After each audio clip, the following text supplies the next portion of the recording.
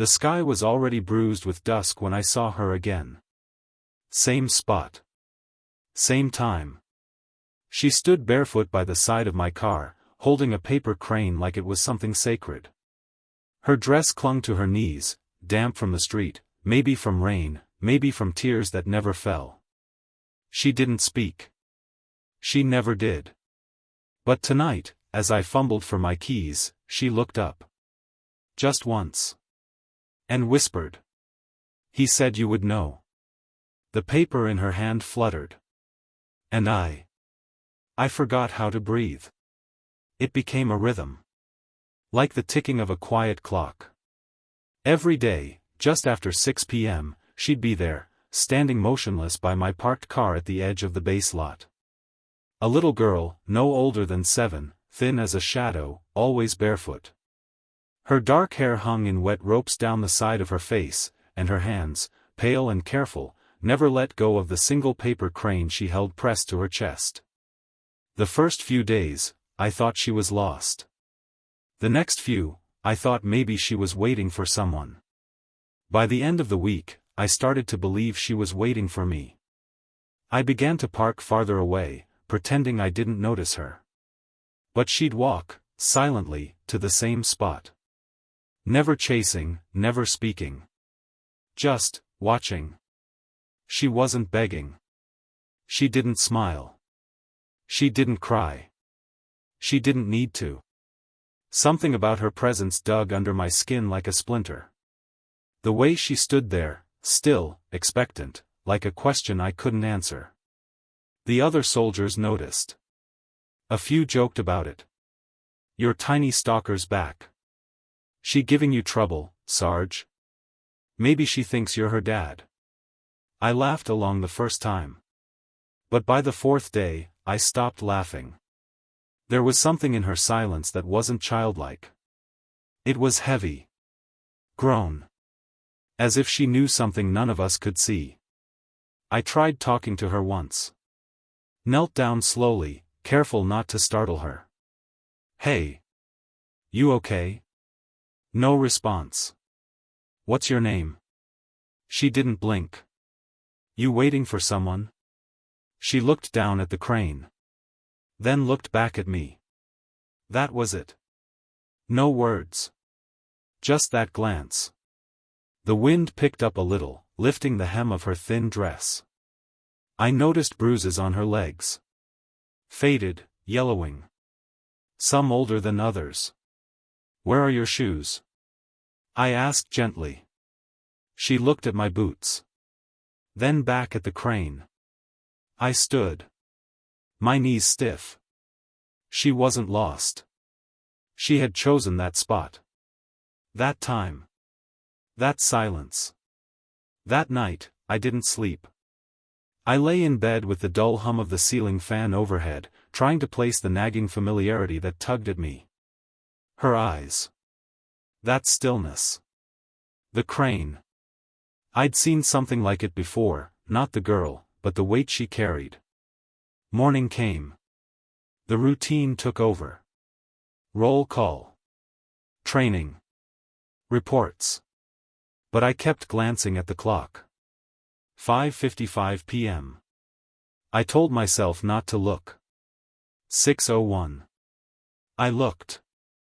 There she was. I opened the car door, sat down, and watched her through the windshield. She didn't flinch. Just stood there, staring at nothing. Or maybe at me. It rained that night.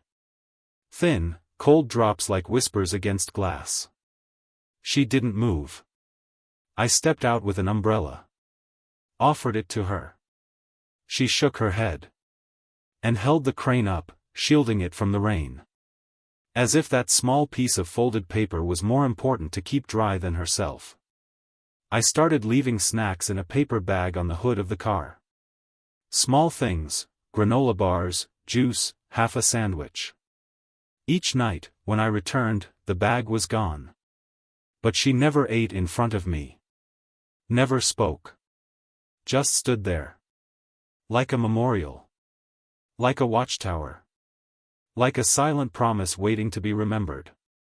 Once, I parked a block away. Just to see. When I came out, there she was. Exactly where I would have parked, had I not moved. I didn't know how she found it. Didn't know how she knew. But she knew. The next evening, I brought a photo. An old squad pic from overseas. I unfolded it slowly in front of her, pointing at the man beside me. "Do you know him?" She stared for a long time. Then, the tiniest nod. Her fingers moved, once, twice, brushing the corner of the photo. Then went back to clutching the crane. I didn't push. But something in my chest shifted. I began to believe she wasn't haunting me. She was reminding me. Days blurred. The world moved on. But the routine never changed. And then, one night, after a longer than usual shift, I returned to find her already waiting. The street was dark. My breath fogged in the air. She stepped forward. And whispered, "He said you would know." Same words. Same whisper. But this time, she placed the crane on the car's hood. And walked away.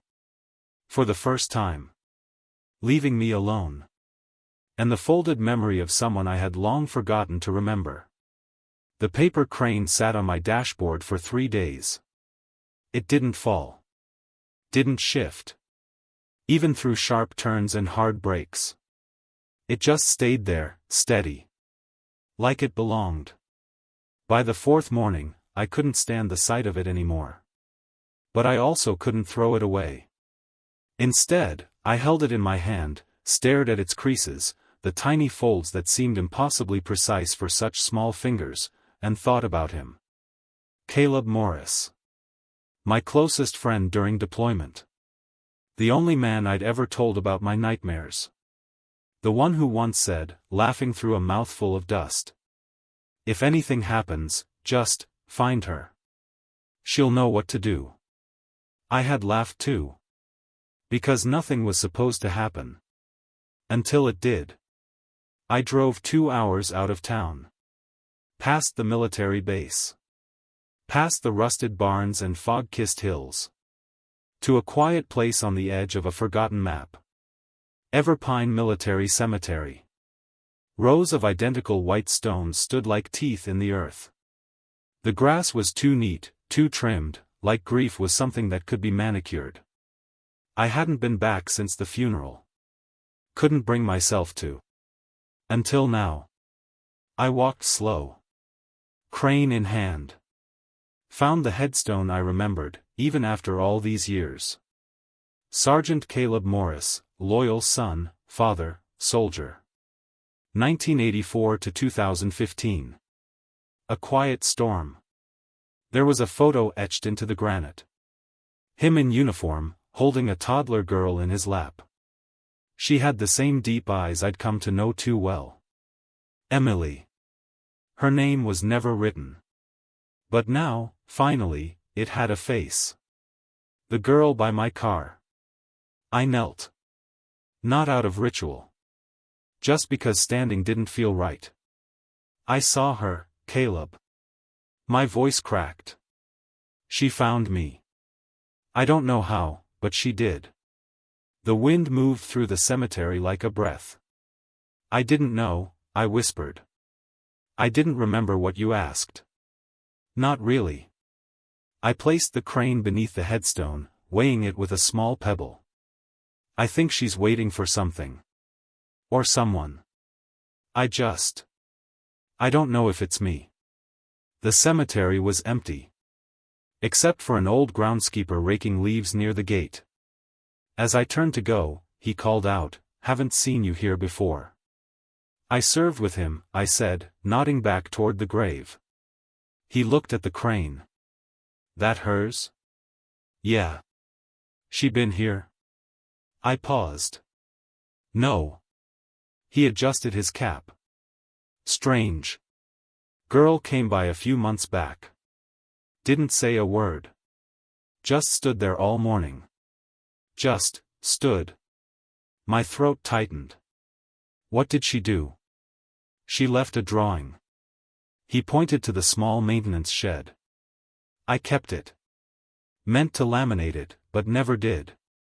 Inside, pinned to a board with yellowing tape, was a wrinkled paper. A drawing. Crayon and pencil. A soldier. A girl. And between them, a paper crane with wings so wide it touched the edges of the page. At the bottom, a word written in careful block letters, promise. Driving home felt different. The road blurred. Not from speed, but from weight. The kind of weight that sinks between your ribs and makes you forget how to breathe. That night, she wasn't there. Her absence felt louder than her presence ever did. I stood by the car for a long time. The sky had turned amber, then dark. Crickets cried out. Street lamps flickered on like reluctant memories. I sat on the curb, knees drawn up, hands on the back of my neck. For the first time in a long time. I cried. Not loudly. Not like a storm. Just enough to know I still could. The next morning, I called the base records office. Looking for info on Sergeant Caleb Morris, I told them. Next of kin. Daughter named Emily. The clerk hesitated.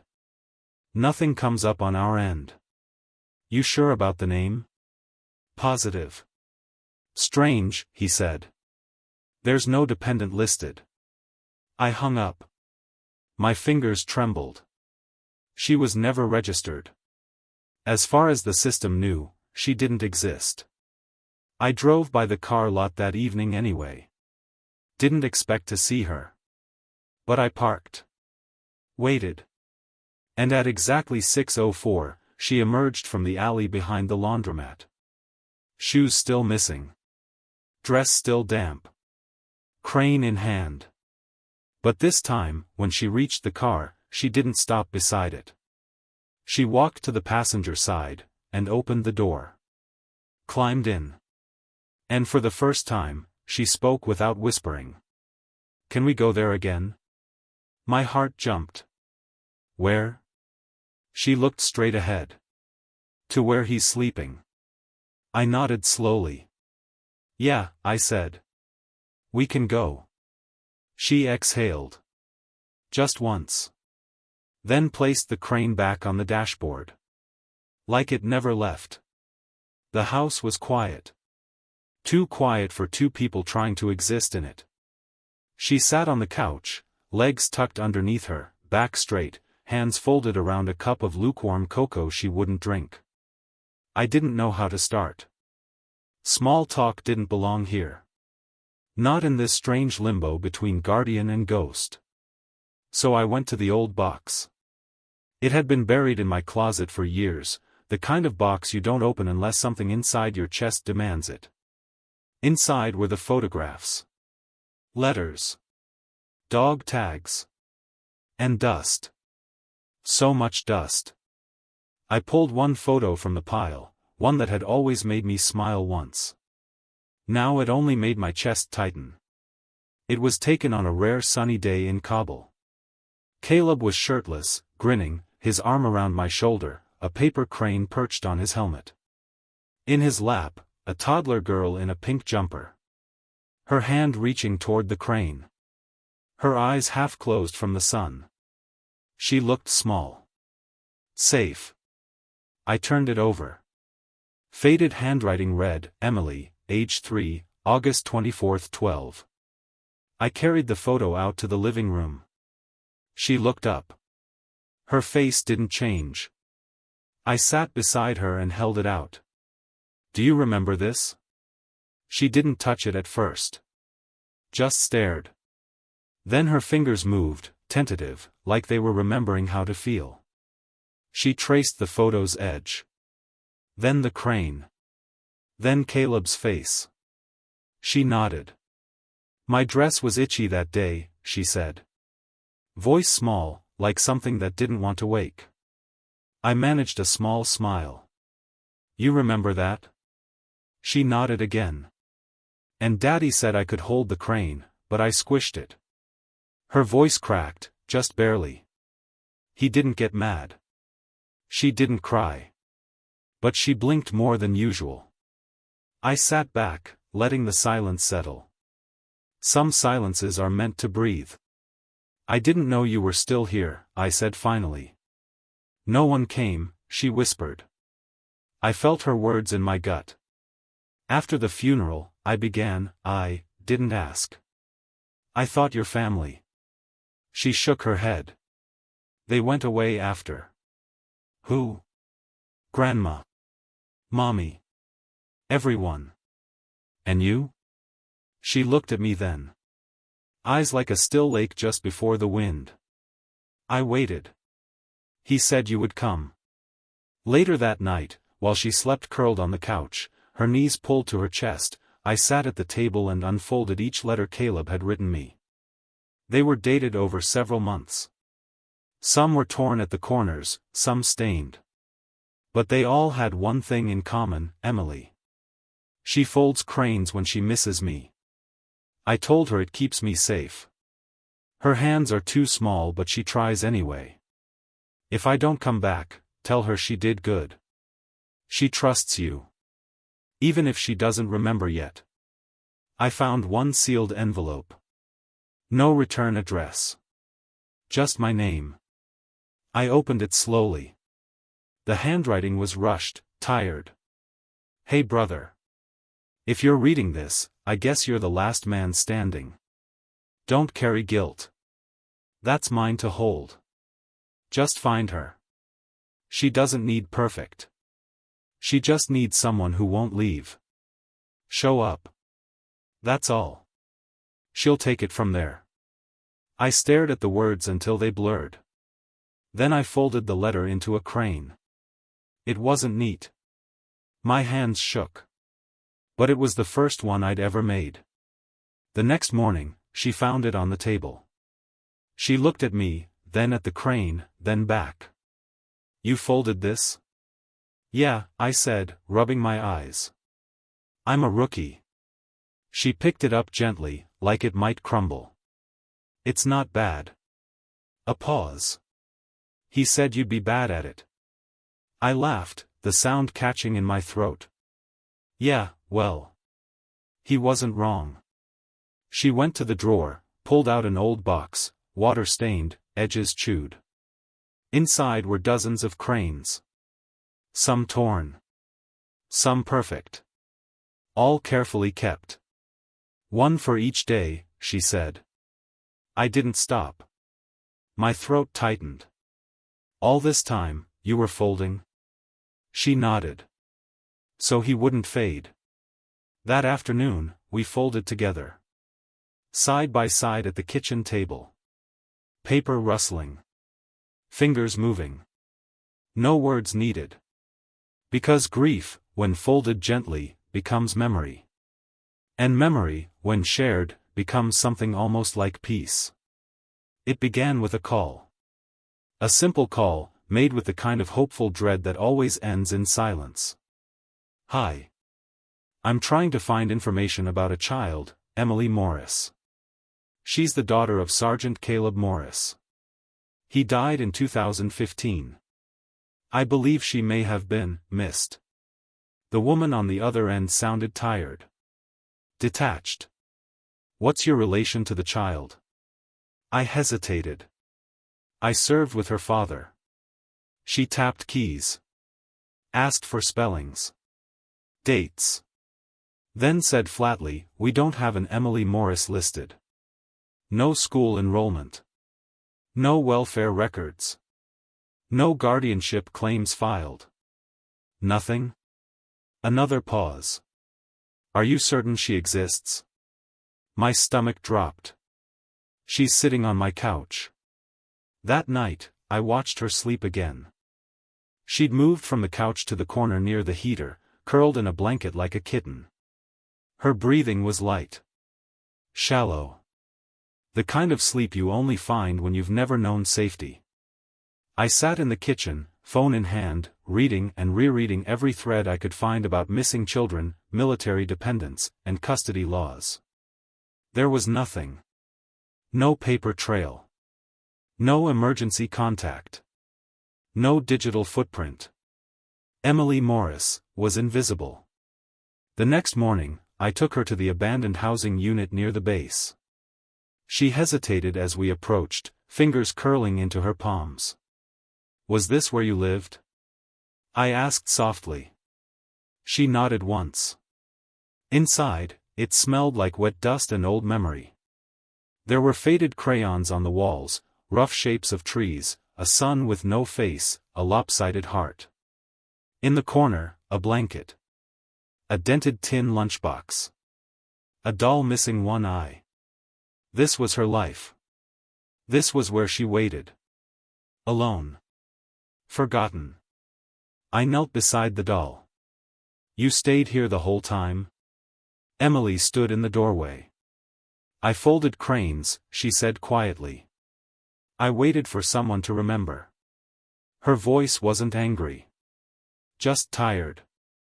As if remembering was too much to ask. I filed a police report that afternoon. They took my statement, looked at me like I was confused. "Kid's been living alone for how long?" "Years, maybe," I said. "Since her dad's funeral." "No one came for her?" I shook my head. "She's not registered anywhere. No school. No social worker. Nothing." They scribbled on their notepads, nodded, and filed it like it was just another line on the days list. "She yours?" "No," I said. Then softer, "Not yet." I tried contacting the Department of Defense Records Office. Again, nothing. No dependents listed under Sergeant Caleb Morris. "He talked about her constantly," I said. "She was everything to him." "I'm sorry," the voice said. "But she's not in the file." I brought home groceries. Emily helped put them away without being asked. She placed a carton of eggs on the counter and whispered, "People see me. But they don't really see me." I stopped. She looked at the fridge. "Sometimes I think I'm not real. Like I folded too many cranes and disappeared." I walked over slowly. Kneeled to her level. "You're not invisible," I said. "Not to me." She didn't answer. Just walked to the table and began folding another crane. I started making calls. Social services. Child protective. Education department. Each time, confusion. Paperwork delays. Shrugs through the phone. "She's not in the system," they said. "She doesn't exist on paper." "Are you sure she isn't mistaken?" I slammed my fist against the wall after the fourth call. The sound startled her. But she didn't flinch. She just looked up and said, "It's okay. They never listen anyway." I visited the elementary school down the street. Spoke to the front office. "She's never been enrolled here," the receptionist said. "We'd have noticed. She lived less than a block away." She blinked. Shrugged. "I'm sorry. We can't just enroll a child without proper documentation." "What if she's been living in an abandoned unit by herself for years?" A beat. "Then that's a question for child services, sir." Another shrug. Another brush off.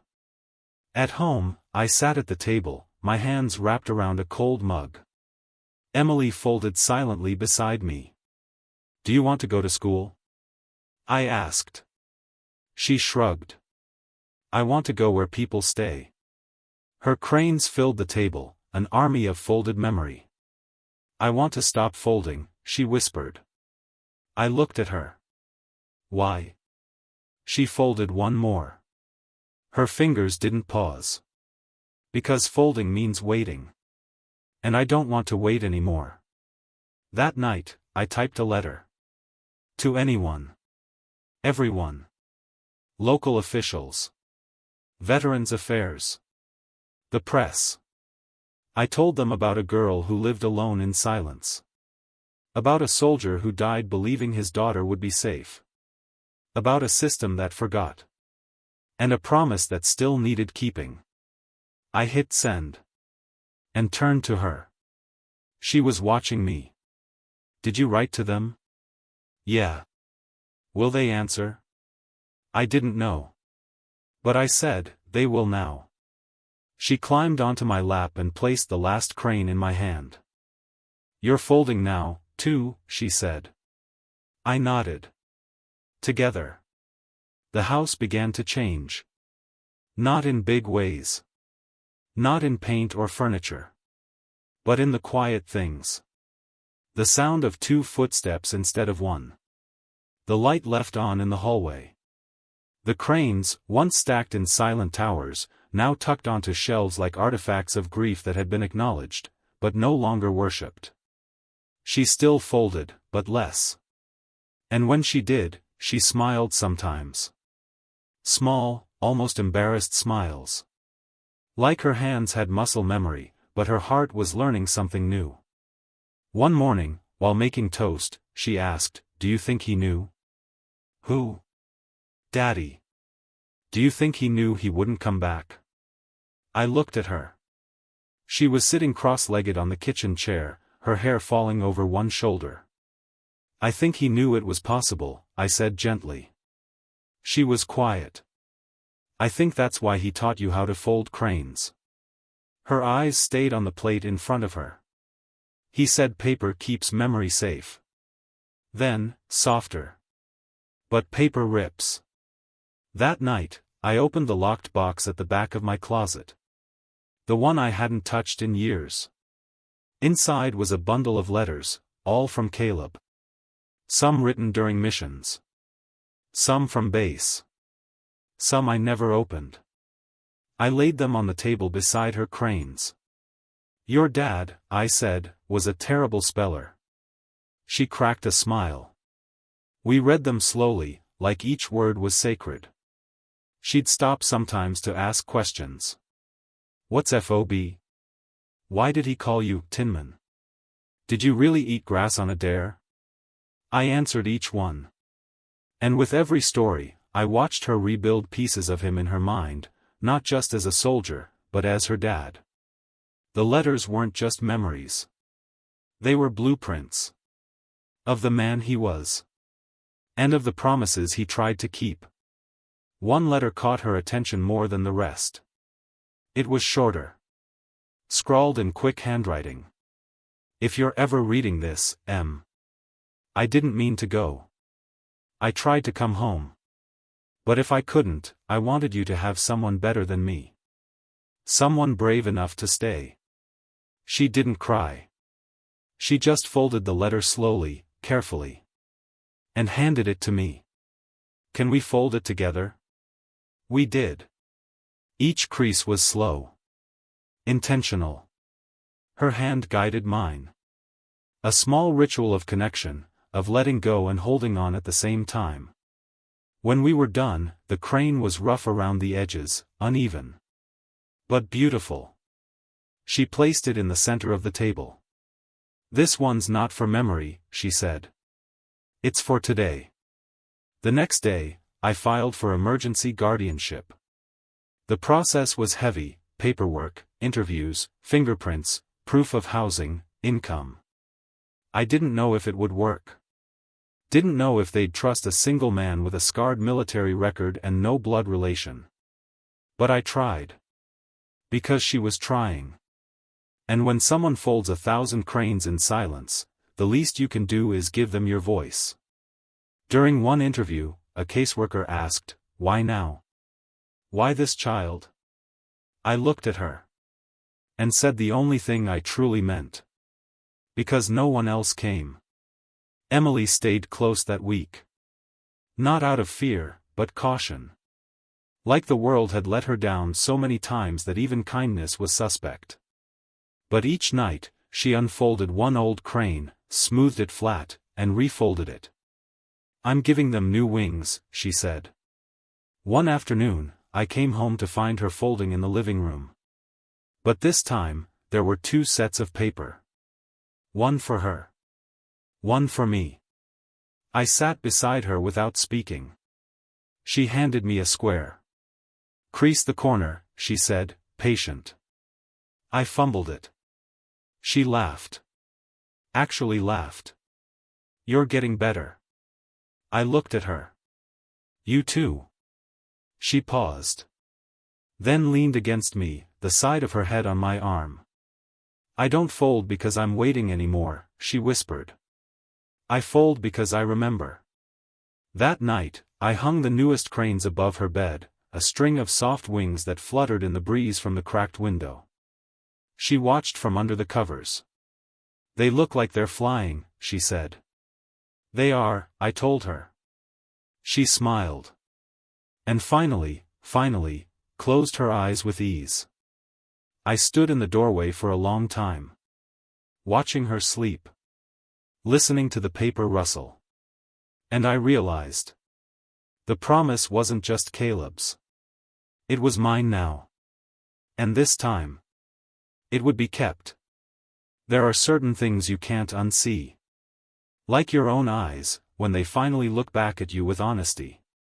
It happened one morning, early. The house still quiet. Emily still asleep. I stood in front of the bathroom mirror, toothbrush in one hand, towel in the other, and stared. Not at my hair, not at the lines creeping into the corners of my mouth. At my eyes. Because they weren't mine. Not fully. They looked like Caleb's. And for the first time in years, that terrified me. I had spent so long trying not to remember. Trying not to feel the weight of the promise left behind. But now that weight lived in my house. Drew pictures on my table. Folded memory into wings with tiny fingers. I rinsed my mouth. Sat on the edge of the tub. And let the memories come. The last mission. The heat. The static in the headset. The dust that clung to your throat like regret. Caleb had been assigned to recon. I was backup. But we both knew those lines blurred fast. "I get shot, you carry me," he joked that morning. "You get shot, I punch you for being dumb enough to get shot," I'd said. He laughed. Same laugh Emily has when she forgets to be careful. And then it happened. The blast. The shouting.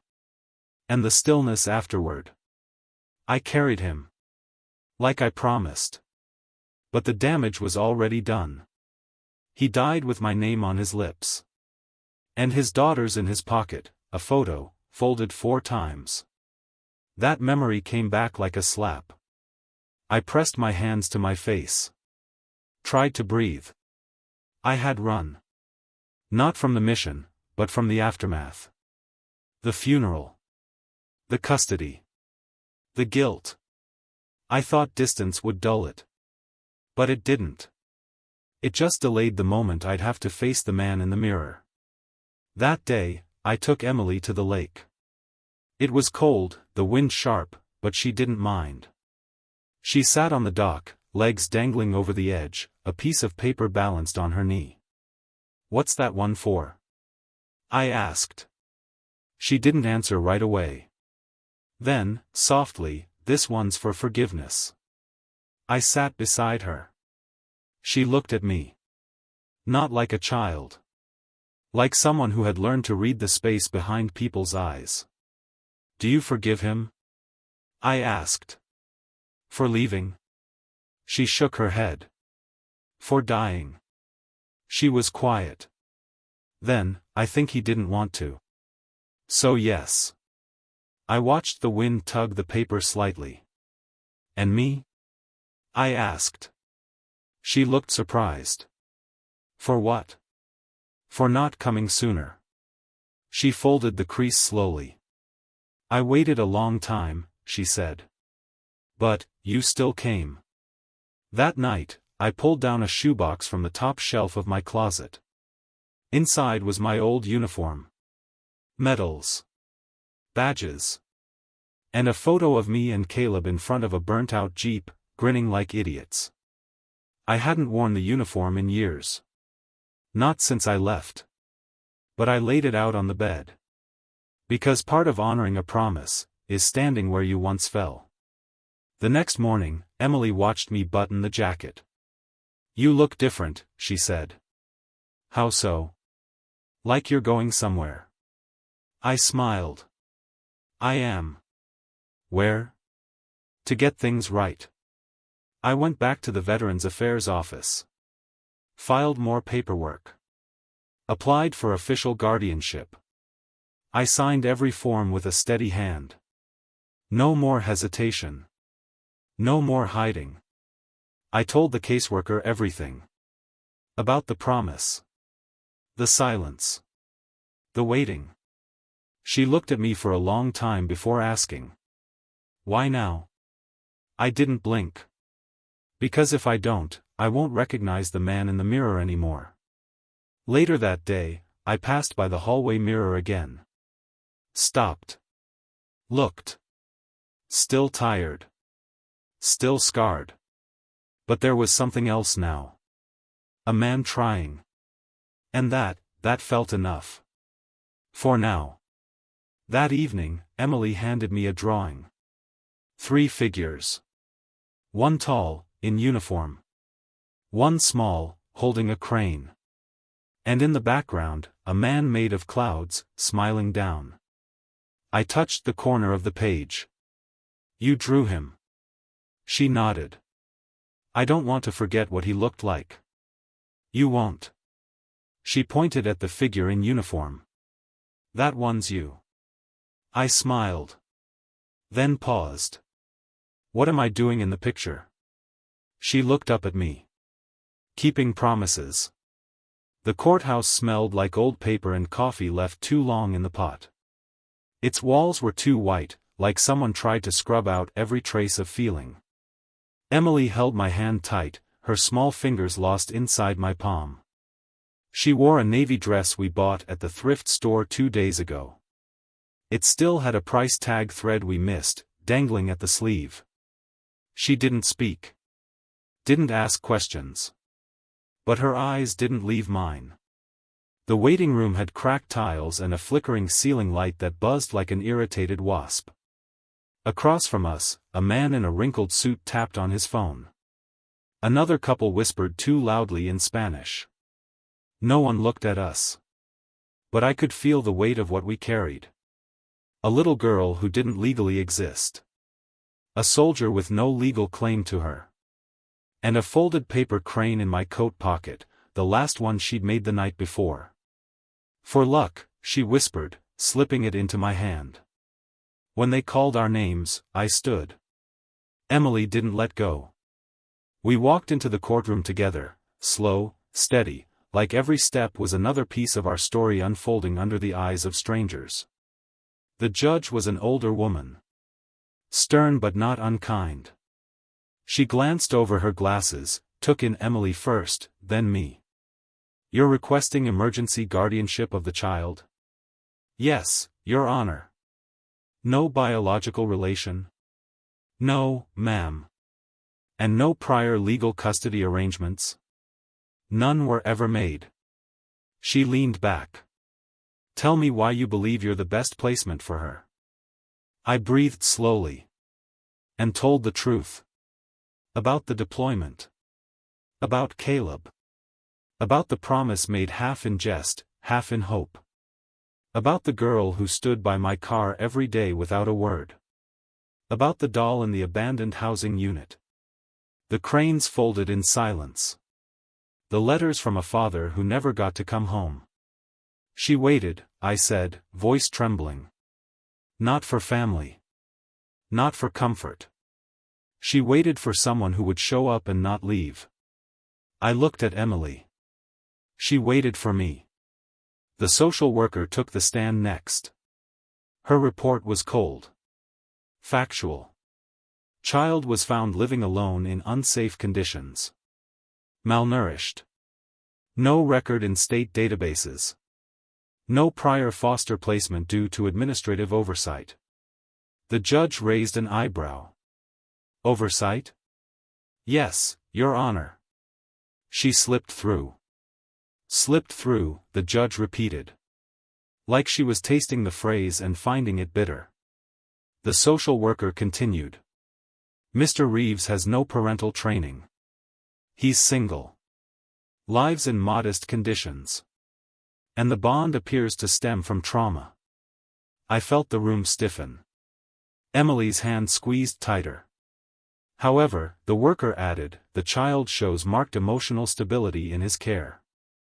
Has resumed drawing. Sleeping regularly. Demonstrates clear trust. Recommends temporary guardianship for further observation. The judge looked at Emily. Do you want to live with him? Emily nodded. You can speak, sweetheart. Emily glanced at me. Then back to the judge. She reached into her small bag and pulled out a folded piece of paper. May I? She asked. The judge nodded. Emily walked slowly to the bench and handed it over. A drawing. 3 cranes. One folded perfectly. One crumpled but intact. One being built, half creased, half drawn. Underneath it, me. Dad. Him. The judge stared for a long time. Then, very softly. Court will grant temporary guardianship, with mandatory follow-up evaluations every 60 days. Final decision pending review. I didn't hear the gavel. I just felt Emily's hand slip back into mine. Warm. Certain. Like something had been decided that went deeper than legal terms. Outside the courthouse, it began to rain. Not hard. Just enough to blur the edges of things. Emily stood under the small awning, her eyes fixed on the sky. Then she stepped into the rain. Opened her hands. And let the droplets fall onto her face like she was being baptized in second chances. She turned to me. Does this mean we're a family? I nodded. It means we're getting there. She reached into her coat and pulled out one more crane. It was silver. Foil wrapped. Carefully pressed. I saved this one, she said. For today. We placed it on the dashboard. Right next to the first one. The rain made soft rivers on the windshield as we sat there, quiet. She didn't ask where we were going next. She didn't need to. Because for the first time, she wasn't folding cranes out of grief. She was folding them out of hope. It arrived in a manila envelope. No return address. The handwriting on the front was crooked, rushed, like someone wrote it with shaking hands or in the dark. At first, I thought it was another bureaucratic form. Another paper to sign.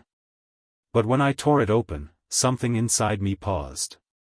The envelope was thin. But the weight of it. I felt it before I even looked. Inside, a single letter. And a photograph. Caleb. Holding Emily. Both of them covered in dirt and laughter, her face scrunched, mid-giggle, his lips pressed to her temple. Behind them, a chalkboard wall. On it, the words, "Come home safe, Daddy." My knees buckled before I could reach the chair. The letter was dated 2 weeks before the mission. It had been routed wrong, lost in the shuffle between forward operating bases and broken mail systems. The kind of thing that happens too often to matter to anyone but the person who was supposed to receive it. Until now. I read it once. Then again. Then I called Emily. She came out of her room slowly, holding her latest crane. It was blue this time. What is it? I held the photo first. She froze when she saw it. Took it in both hands and stared. I remember this, she whispered. Her thumb brushed over her younger self. I gave him that chalk.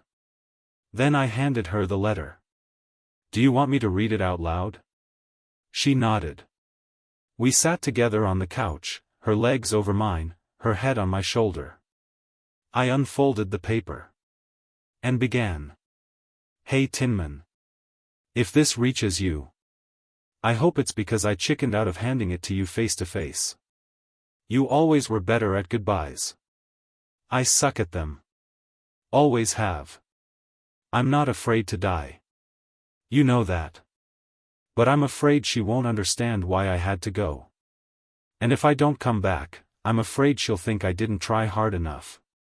So here's the deal. If I don't make it home, don't let her stay invisible. Not her. Not Emily. She's the only good thing I've ever done. You don't owe me anything. But if there's one thing I could ask, it's this. Asterisk show up. Even if it's late. Even if it's hard. Just show up. Asterisk. I stopped. The silence that followed wasn't empty. It was full. Emily pressed her forehead to my shoulder. And whispered, "He wrote that for you." I nodded. Yeah. She was quiet for a long time. Then said, "He wasn't wrong.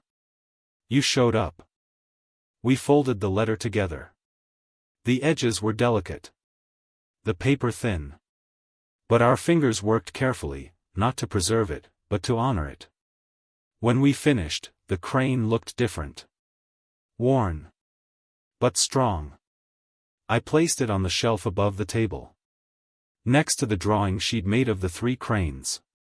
She added a 4th. A faded one. Labeled, "Before." And underneath it, she wrote, "Now I understand." The next morning, I found her by the window, watching the sun climb past the rooftops. She didn't turn when I entered. Just said, "Do you think he knew I'd be okay?" I thought for a moment.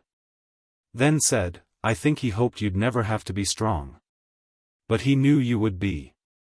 She nodded, quietly. "I miss him," she said. "I know. But I don't feel alone now."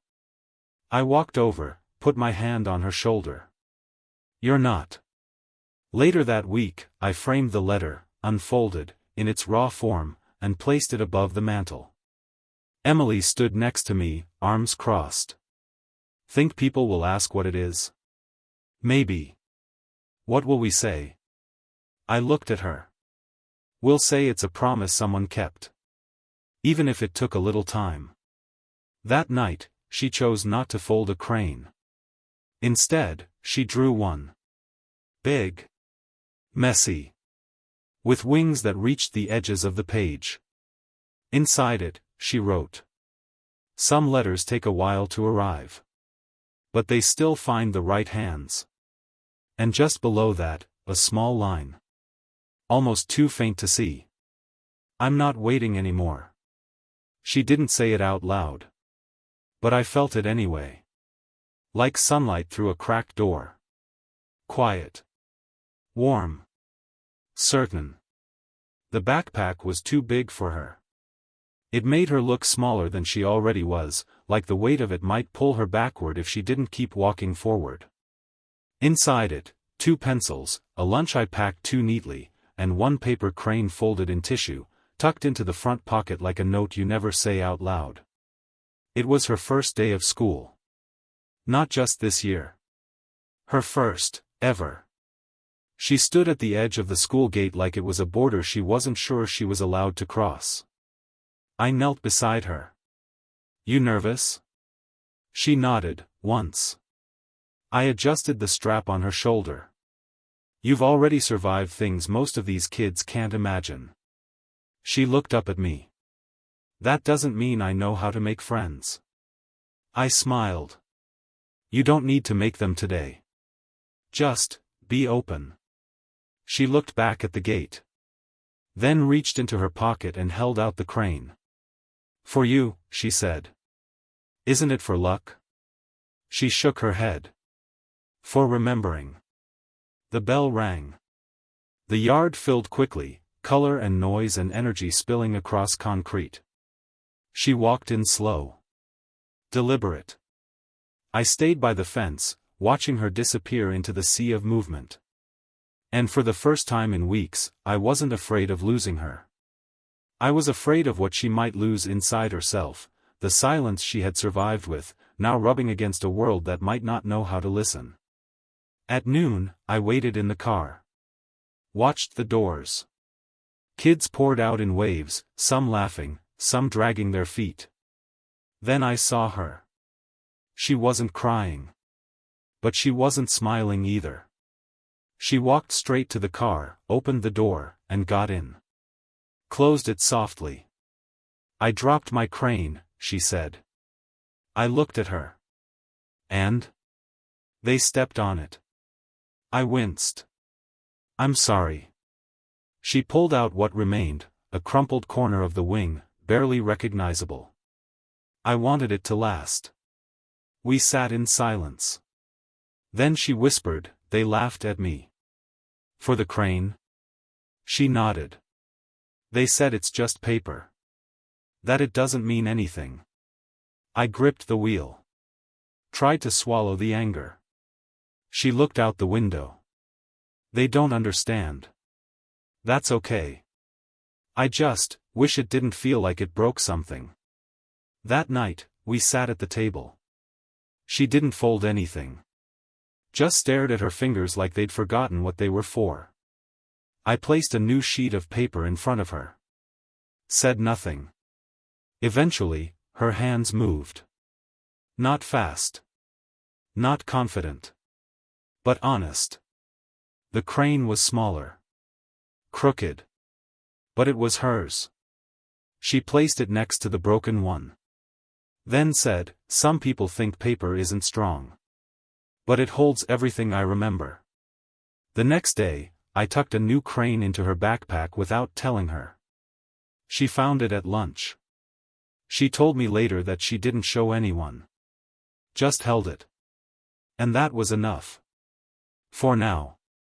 By the end of the week, she came home with a different kind of energy. I watched her from the window as she walked up the path, slower, swinging her arms. She came inside, dropped her bag, and said, "His name is Benny." I raised an eyebrow. "The boy who helped me pick up my books." "Books?" She nodded. "Someone bumped into me.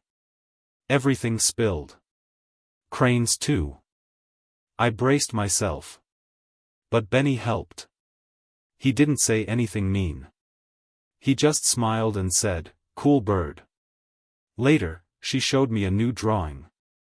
2 kids at a table. One folding. One watching. And in the corner, a speech bubble, "Cool bird."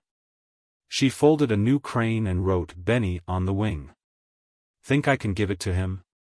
I smiled. "I think he'll like that." That night, I found her asleep with the crane still in her hand. Like a secret she wasn't ready to share, but didn't want to let go of. I covered her with a blanket. Watched her chest rise and fall. And whispered, "You're doing it."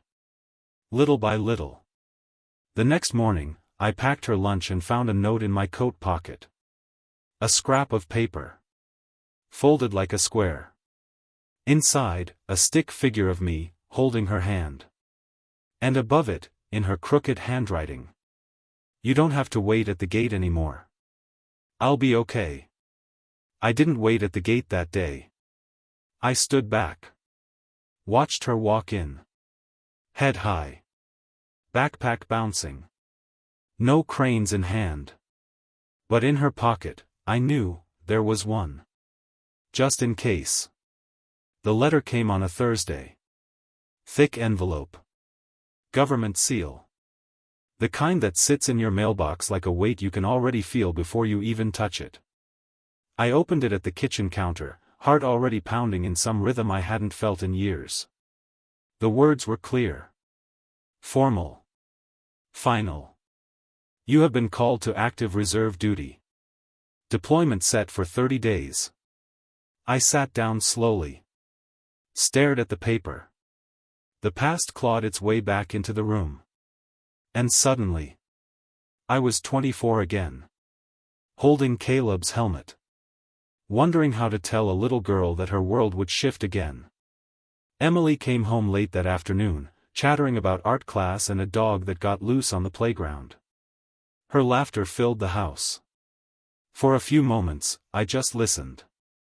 Soaked in the sound like someone memorizing a song they might not hear again for a while. Then she stopped. Looked at me. Something happened. I nodded. She walked over. Climbed onto the stool beside me. Saw the letter. Read it. And didn't speak. Her hand went to her pocket instinctively. Fingers finding the outline of paper. Always paper. Always memory. You're going? She asked. Her voice didn't tremble. But it dropped lower. I have to. For how long? A month. 30 days. She nodded. Then, that's 30 cranes. I tried to smile. But my chest felt too tight. I'm sorry, Em. She was quiet for a long time. Then reached for the kitchen drawer and pulled out her old folding box. Okay, she said simply. And started folding. We spent that evening making paper, soft colors, torn edges, folding slow, intentional. For every day I'd be gone, she wanted to make one ahead of time. I'll put one in your bag each night, she said. I didn't argue. Because her hands needed something to hold. And sometimes, paper is all you have between goodbye and the hope that you'll return. The night before I left, I found her asleep at the table again. Head on her arm. 29 cranes laid out in neat rows. She clutched the 30th one in her hand, unfolded. A blank sheet of red paper. As if she didn't want to let go of the last day. I knelt beside her. Tucked her hair behind her ear. Whispered, I'll be back. At dawn, I zipped my duffel. Slipped the red paper into my chest pocket. She watched from the doorway. Eyes too still for her age. Will you fold one for me too? She asked. I nodded. Every night. One crane. One memory. She stepped forward. Tied a blue string around my wrist, thin, almost invisible. So you don't forget where you're coming back to. The bass was loud with boots and voices. Orders thrown like bricks. But through it all, I felt only one thing, the weight of that small red square in my chest pocket. And the promise tied around my wrist. Deployment wasn't war. Not this time. Just patrol. Training support. A fill-in where needed. But the desert had its own silence. At night, I sat on my cot, unfolded scraps of paper, and folded cranes in near darkness. One. Then another. Then another. Each one smaller than the last. Each one carrying a name, a day, a memory. Her laugh. The way she said, cool bird. How she tucked her drawings under her pillow like dreams. Every 7 days, I mailed a box. 7 cranes inside. Numbered. With notes scribbled beneath each wing. Day 3, I saw a dog that looked like yours. Day 6, the stars are loud here. Day 7, I miss you folding beside me. She replied once. A letter written in pencil. Crooked lines. I miss you. But I'm not scared. I'm folding too. Some days are quiet. Some loud. Benny gave me a cookie. I said thank you this time. There's a crane in the window. It waves when I think about you. Come home soon. I saved the red one for last. When I stepped off the bus 31 days later, she was there. Smaller than I remembered. Stronger than I expected. She ran, not fast, but sure. And held up a crane. Red. Folded. Perfect. I waited until I saw you, she said. Then I folded it. I knelt. Held it with shaking hands. And whispered, thank you. She looked at my wrist. The blue string was still there. Frayed. See? I said. Didn't forget. She smiled.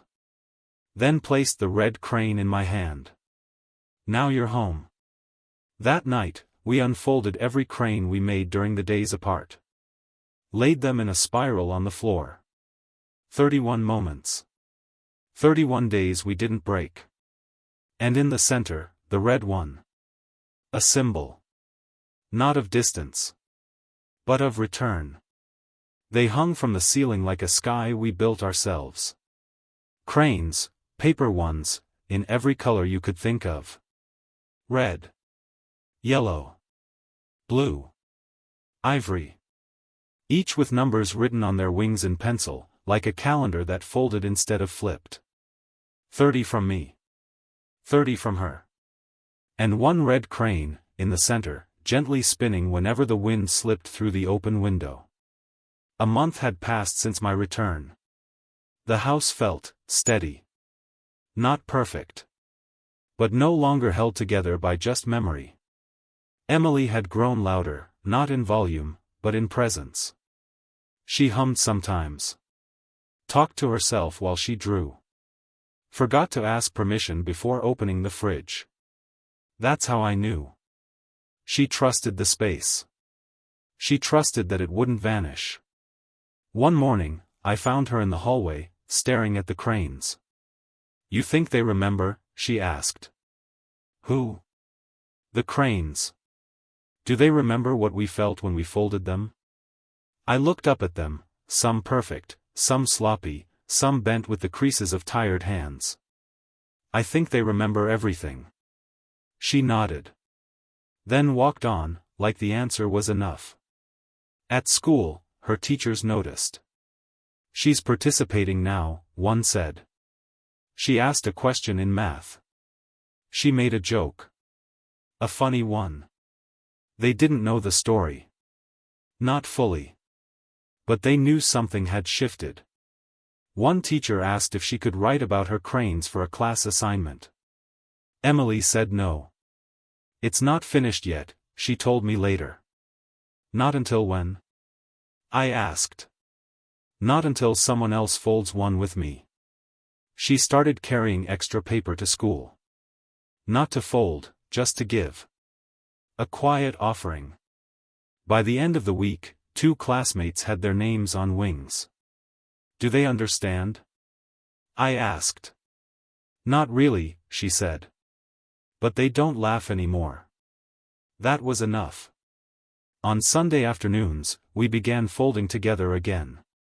Not because we needed to, but because we wanted to. We sat by the window, the same table where she once taught me how to crease corners and be careful with silence. Now, we made birds for fun. For colors. For movement. Each crane became lighter. Not in weight. But in purpose. No longer folded out of pain. But out of peace. I kept my word, too. Every night I folded one crane and tucked it into a small wooden box. I called them my reminders. Of who I became. Of the promise I kept. Of the man in the mirror I could finally meet without shame. Then came the letter. Another envelope. But this one was different. White. Simple. Inside, a final court order. Permanent guardianship approved. I stared at the words. Read them again. And again. Then walked to the living room where Emily was sprawled on the floor, sketching a house with too many windows. I handed her the letter. She read it quietly. Then said, "So this is forever?" I nodded. "If you want it to be." She folded the paper in half. Then in half again. Then into a triangle. And before I could ask, she began folding it into a crane. That night, we added it to the ceiling. Not numbered. Just named. Home. She wrote the word in gold ink on its wing. We sat underneath it for a long time. Said nothing. Just watched it spin. Like it knew. A week later, she asked, "Do you think we could teach other kids?" Teach them what? How to fold. I paused. Yeah, I said. I think we can. And so we did. We visited the local shelter. A foster home. A small school for kids who had lost more than most people find in a lifetime. Emily led the sessions. Quietly. Kindly. She spoke when needed. Showed when words wouldn't work. She'd fold one slowly in front of each child, then hand them paper, and say, "Now it's your turn." Some folded fast. Some struggled. Some cried. One little boy, 7, maybe 8, ripped his in half and said, "I don't get it." Emily sat beside him. Folded another. Handed it to him. "You don't have to get it," she said. "Just don't give up." He stared at her. Then nodded. And tried again. On the way home, I said, "You're good at this." "At what?" "At helping people remember they're still here." She smiled. "They helped me too." That night, she didn't fold a crane. She painted one. Big. Wide wings. Bright blue. And inside it, she wrote, "We're more than what we waited for." She handed it to me. And said, "Let's frame this one." So we did. Hung it next to the letter that brought her home. 2 wings. 2 kinds of rescue. Both real. Both earned. It was a Saturday morning when she said it. Plain. Simple. Like brushing crumbs off the table. I think I'm done folding. I looked up from my coffee, halfway through sipping, and blinked. She was sitting across from me, legs swinging under the chair, her hands resting flat on the table like they were finally tired. "No more cranes?" I asked. She shook her head, but not in sadness. "I don't need them anymore." Her voice wasn't bitter. Just quiet. Resolved. Like she had reached the other side of something only she could name. I didn't argue. Didn't ask why. Because deep down, I already knew. The cranes were never just paper. They were survival. Hope folded into shapes by small hands desperate not to disappear. But she had already made it through the storm. Now she didn't need wings. She had ground beneath her feet. That afternoon, she walked into her room with a box. I followed her, stood in the doorway as she carefully lifted each crane from the windowsill, the shelves, the lamp's neck. She moved slowly, like someone cleaning a sacred space. She didn't throw them away. She placed them inside, one by one. Then closed the lid. Labeled it, then. "Do you want to keep them?" I asked. She nodded. "For the days I forget how far I came." We went to the park after. The same one where kids raced on scooters and parents drank burnt coffee from paper cups. She sat on a bench, sketchbook in her lap. Instead of cranes, she drew houses this time. Houses with too many windows. Houses with chimneys and front steps and flowers that grew too tall. She passed me a drawing. "This one's ours." I smiled. "You made the tree too big." "No," she said. "The tree's the best part." That evening, we took a walk. The streets glowed with porch lights and a lazy sunset. Emily pointed at a house with pink curtains and said, "They have a cat." "How do you know?" "I saw it yesterday. It watches the window." We walked on. She swung her arms. No crane in her pocket. Just a girl walking forward. Unafraid. Later, as I tucked her in, she said, "Do you think he'd be proud of me?" I sat on the edge of her bed. Took a breath. I think he'd be proud of everything. The cranes. The waiting. But mostly, the letting go. She looked at the ceiling. The hooks where the string used to hang. Empty now. But not lonely. Just, finished. "I don't talk to him anymore," she whispered. "That okay?" She nodded. I think he's quiet now. Not gone. Just quiet. I reached out and took her hand. And when you do talk to him? She shrugged. I just tell him we're okay. The next day, she came to me with an idea. We should teach a class. Another one? She nodded. But not about folding. About remembering. What does that mean? She grinned. It means, maybe not everyone needs cranes. But everyone needs something to hold when it's dark. So we made a workshop. Not in a big space. Just the community center, with folding tables and squeaky chairs. We called it the Last Crane Project. Kids came. Some parents. A few who didn't speak at all. We gave them paper. But more than that, we gave them time. To sit. To breathe. To remember. Some folded. Some drew. One boy just held his paper flat the whole hour. When we asked if he was okay, he said, I just like having something that's mine. Emily nodded. Then that's what it's for. After one session, a woman approached me. Older. Weathered. I lost my son 3 years ago, she said.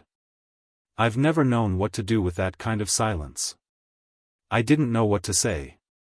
But Emily did. She handed her a small crane from her pocket, the first one she'd folded in weeks. You don't have to fold more, she said. Just keep this one. The woman took it in both hands. Cried without sound. That night, as we cleaned up, Emily asked, was that the last one? I paused. Maybe the last you'll ever need to fold. She smiled. Good. Then. But I'm glad I still know how. We went home. Hung the sign above the door. Here, we remember. Below it, one lone crane. Not spinning. Just resting. Before bed, she brought me a note. A single sheet of paper, not folded. On it, she'd written. Dear Dad. I think you can rest now. I'm safe. He showed up. I stared at the words. Then hugged her. Tight. She didn't cry. Neither did I. But something inside both of us exhaled.